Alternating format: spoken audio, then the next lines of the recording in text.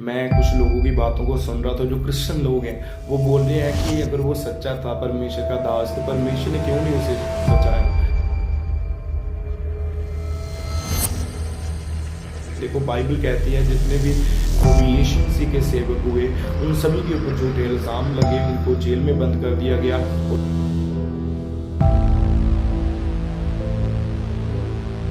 तो अगर आज प्रोफेट विजेंद्र सिंह जी के खिलाफ ऐसा हो रहा है तो ये कोई हैरान होने वाली बात नहीं है।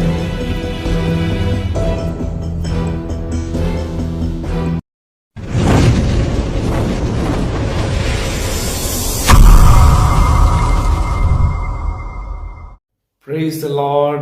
प्रभु आप सबको आशीष दे। मेरा नाम पास्टर एचपी सिंह जोशुआ है। मैं आपके लिए पवित्र बाइबल के वचनों में से पढ़ना चाहता हूँ। मत्ती 5 अध्याय उसके 11 वचन में लिखा है, धन्य हो तुम जब मनुष्य मेरे कारण तुम्हारी निंदा करे, सताए और झूठ बोलकर तुम्हारे विरोध में सब प्रकार की बुरी बातें बोले, तब आनंदित होना और मगन होना, क्योंकि तुम्हारे लिए स्वर्ग में बड़ा प्रतिफल है। इसलिए कि उन्होंने उन भविष्यवक्ताओं को जो तुमसे पहले थे इसी रीति से सताया था। तो हमने देखा कि परमेश्वर के दास प्रोफेट विजेंद्र सिंह जी के खिलाफ झूठी बातें बोलकर लोग उनको बदनाम कर रहे हैं, उनकी निंदा कर रहे हैं और उनके खिलाफ में खड़े हो रहे हैं। तो ये कोई हैरान होने वाली बात नहीं है। मैं कुछ लोगों की बातों को सुन रहा था, जो क्रिश्चियन लोग हैं वो बोल रहे हैं कि अगर वो सच्चा था, परमेश्वर का दास, तो परमेश्वर ने क्यों नहीं उसे बचाया। तो वो बाइबल नहीं पढ़ते इसलिए ये बातें बोल रहे हैं। देखो बाइबल कहती है जितने भी प्रभु यीशु मसीह के सेवक हुए उन सभी के ऊपर झूठे इल्जाम लगे, उनको जेल में बंद कर दिया गया और किसी को क्रूज के ऊपर उल्टा लटका कर मार दिया गया। प्रभु यीशु मसीह के सभी चेलों के साथ ऐसा हुआ।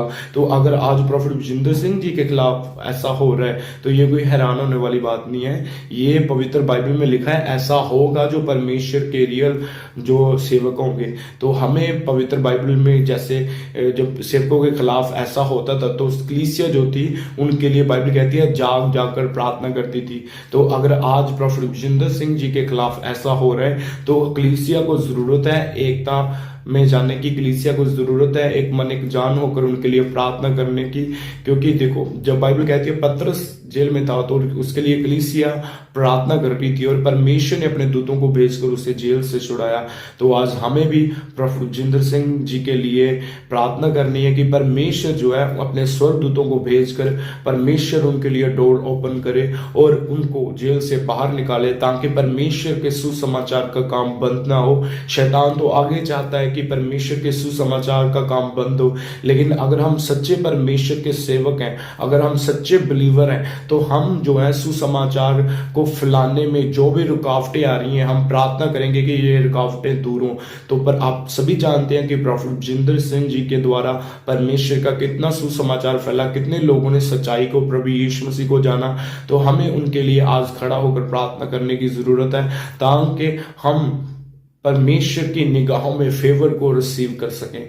मेरा विश्वास है कि इन वचनों के द्वारा प्रभु ने आपको बहुत सारी आशीष दी है। सबको जय मसीह।